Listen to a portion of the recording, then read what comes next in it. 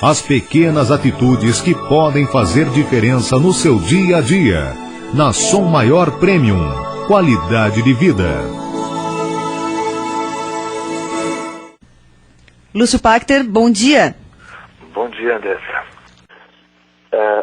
O primeiro ponto para o qual eu gostaria de chamar a atenção é quase uma brincadeira, às vezes, que a gente faz com alunos. Às vezes, no início da aula, eu distribuo folhas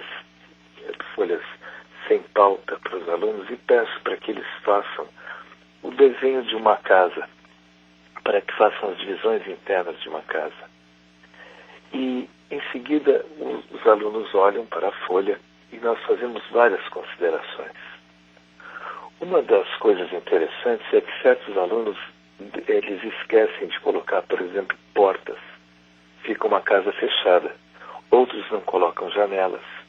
E outros fazem divisões internas que são muito curiosas. Assim, a casa simplesmente ela não vai funcionar. Porque a pessoa sai da cozinha e entra na biblioteca.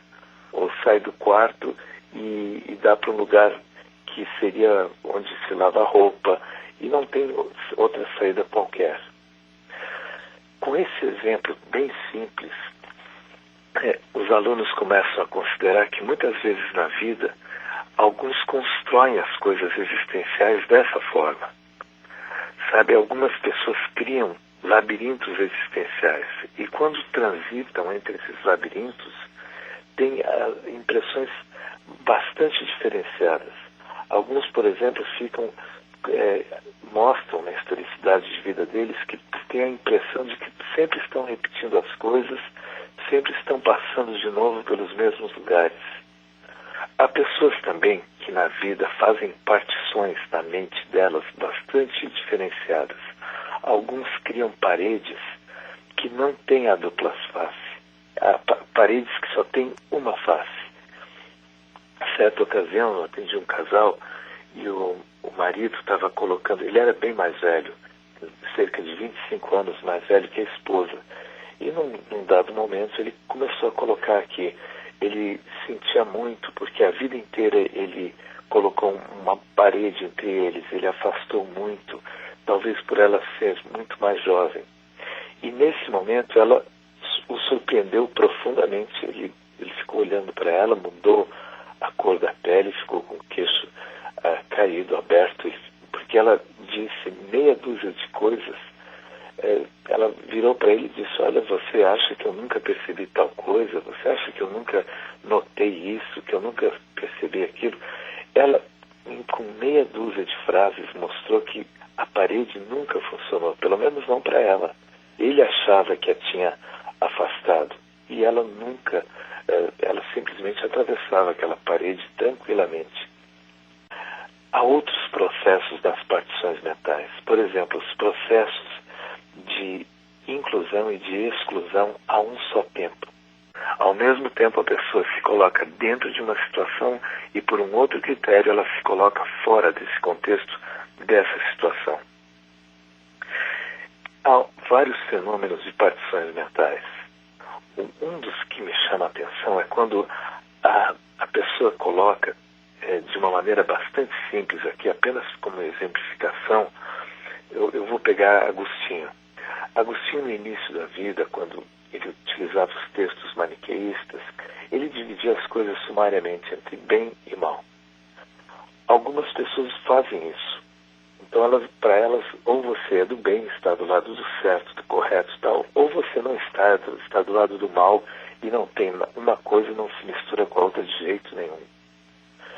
Bem, mas o que acontece quando uma pessoa dessa se depara na vida com alguém como o personagem de William Somerset Maugham, como em Servidão Humana, O Fio da Navalha, Um Gosto e 6 Vinténs, uma das obras dele, nas quais ele constrói personagens que têm dentro deles o bem e o mal, misturados às vezes indistintamente. Um exemplo é aquele personagem, o Larry, do livro Fio da Navalha.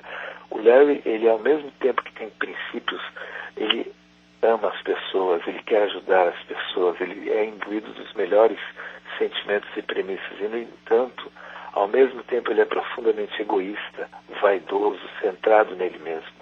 e essas coisas se diluem dentro dele. Ora, quando uma pessoa se deparar com alguém assim, ela pode entrar numa tremenda confusão. Sabe, tem na neurociência, quando a gente estuda a neurofisiologia, os movimentos internos do cérebro e tudo mais, tem algumas coisas que podem servir aqui para o que a gente está colocando.